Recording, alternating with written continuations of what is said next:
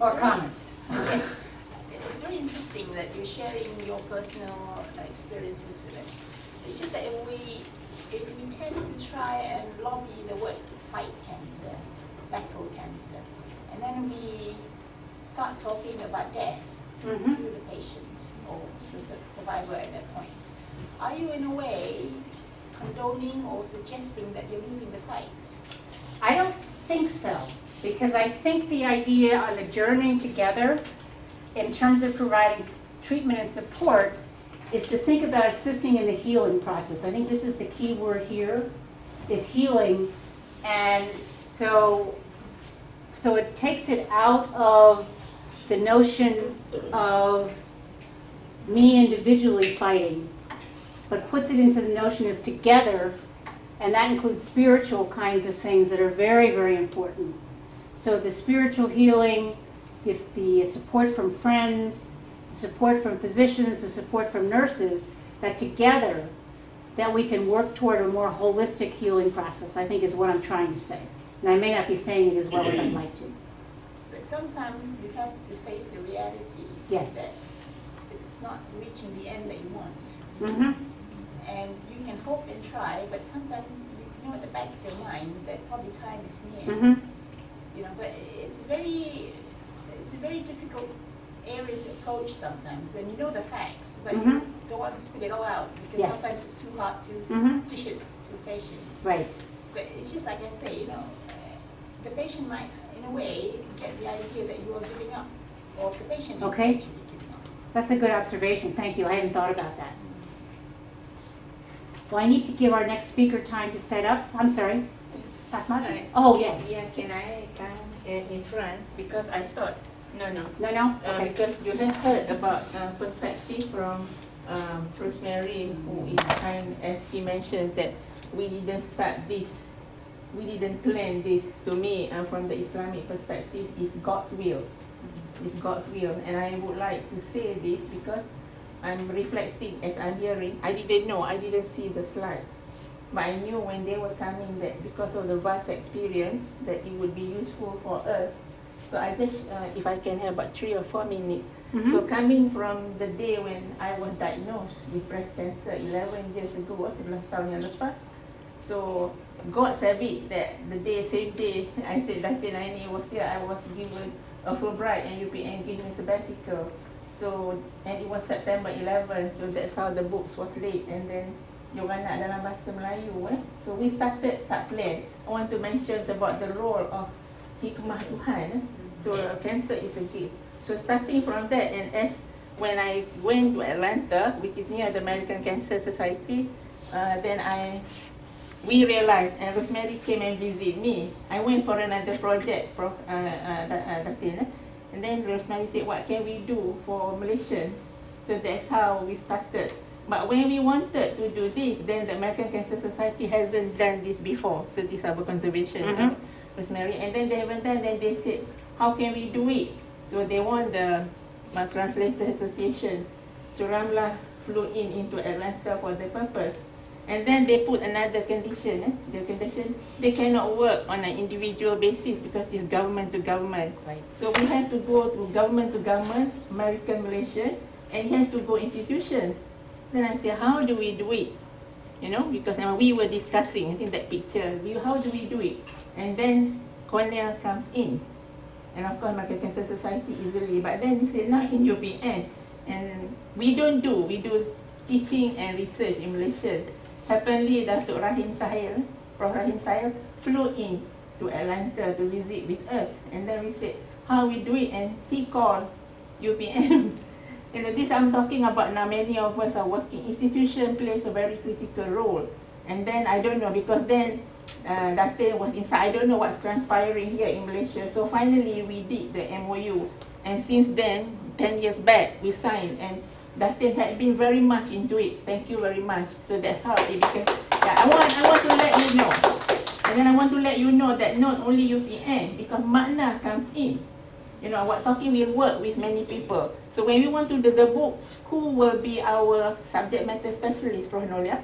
We were in Atlanta, was there. So now we get into the oncologists here. Prof and everything say, no, we'll do it for Malaysia. So people comes on board, wanting to come with us. And then we said, now, how do we get in, now that we are doing the booklet, into support at that time, which we don't have. So we lobby and we get UPM to sponsor, to get Dr. Mazlan, who came to intern with Prof. Rosemary. And then Makna sponsored Aida to Itaka to do how to do the support group. That's how finally we said Art Can Work. And Arwah Aida was the one that support group. And then the nurses giving us feedback. And then the research, then UPM giving the research. So finally, as Prof. Rosemary mentioned, that we want this to become ours, Malaysia. So a year back, in August, UPM had kindly institutionalized care as here, and you want to recognize that this is a special place. It's supposed to be university for students and researchers, but this is a place where you can walk in and join the activity, and the rest are stories. And here, I think there's a privilege in this room that we have as we go along. The nurses, when we do the program, the nurses, 50% are the nurses. So we knew that the nurses jururawat pun nak belajar, so that's how we started the CPD program. And our booklets, Dr. Osman, our feedback, 80%, 70% are also read by the medical profession. So that's how. And today, I think we are very privileged hari ini in this room. We have the support group, the carers. We have a new carer, if I can come to personal. She called me the day before, and I want to let you know I'm on my 5th chemo. And after this, I'm running to the hospital to get measured for radiation. And this is my second line chemo, no? And I'm due next week. So she called me, she said, my sister blah blah, can I visit her? I said, Dr. Nohani, I cannot go because I pun tak boleh bangun lagi. I just boleh bangun 2 days ago, no? So I said, okay, and then she comes in. And then there are old carers. I said, oh, dah lama. We have our own Cikong lepas tu now. Cikong, Dr. Abdullah, later on benefit our own. So I'm saying that it is not possible without God's will. But I think it's very privileged because when I sometimes tak larat, especially during chemo, nurses kan sihat elok-elok pergi masuk ubat. So now one of my friends say you are junkie, And then when I said, oh, tak larat lah nak buat. Now I think of right now, they kept coming and supporting us. And now with 4 people and coming, and we said, kita tak larat, people nak bantu So that's how. And then bila we move around, the nurses especially, how can we go, Norlia, beyond cure and treatment into the healing. And then, thank you, we get into Norlia, I think 3 months back, when we do the awareness dekat Tanjung Karak. And then Prof. Norlia came in, and then as usual, we move along. Mungkin kita nak module kan, macam Datin cakap, and then this one we put on the camp portal. What I'm saying is that thank you is all ours. Dari anda, dari kita bersama, and hopefully we move along together, journey together. So terima kasih banyak-banyak. Thank you, Rosemary and the smart team. So today we are very lucky because there are 4 people that will help facilitate us. And last year we had been very lucky. We know we benefit a lot from them. Can the smart team stand a bit so that they will let you see?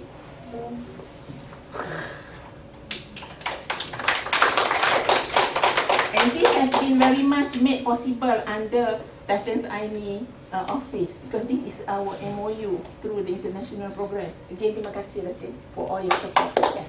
Thank you. Thank you very, ended up that I didn't have the mic on anyway. Thank you very much. I appreciate your attention and I'm looking forward to the rest of the day. So thank you again.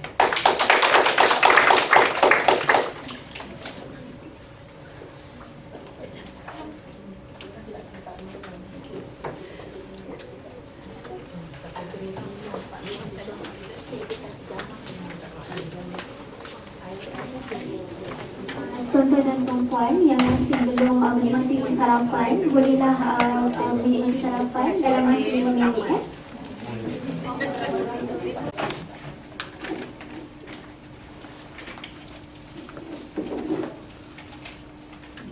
To proceed our program, now I would like to invite our second speaker, Prof. Norlia Abdullah, Senior Consultant Surgeon from Universiti Kebangsaan Malaysia Medical Center, to deliver information on cancer and conventional treatment for cure.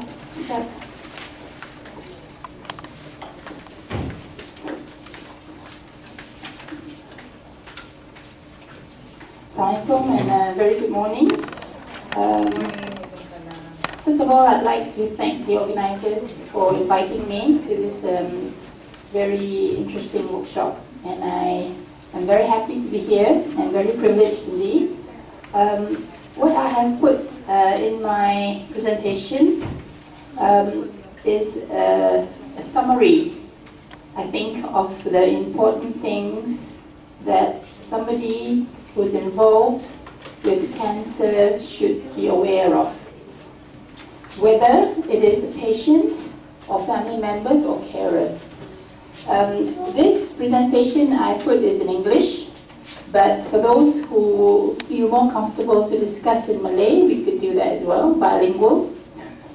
And I'm very happy to answer any questions after this talk. Just curious, where are our staff from UKM? Hands up, how many of you? 1, 2, 3, 4, 5, 6. Okay. So these were the ones who have been very eager to join in today's program. So thank you for coming. Right. First of all, I'd like to touch a bit on statistics, because I think this is important. At the moment, we have 1.38 million new cases of breast cancer per year, which is a huge number of cases, and it forms 23% of all cancer cases, so about a quarter of all cancer cases are actually breast cancer, and this is worldwide statistics. And this is the commonest cancer in women, and it's the commonest cancer that causes death in women. And we get almost 500,000 deaths per year from breast cancer. This is statistics from 2008. This is an interesting slide. It shows us the worldwide distribution of breast cancer, and we focus on the horizontal bars at the top. Those are where the incidence of cancer is highest. And as we can see, it's in the Western population, Western Europe, Australia, New Zealand, coming down, Africa, and further down, Asia, and Africa again. Now, the one with the orange arrow represents Southeast Asia, and that includes Malaysia. So if we see the red horizontal bars are the incidence of breast cancer, and the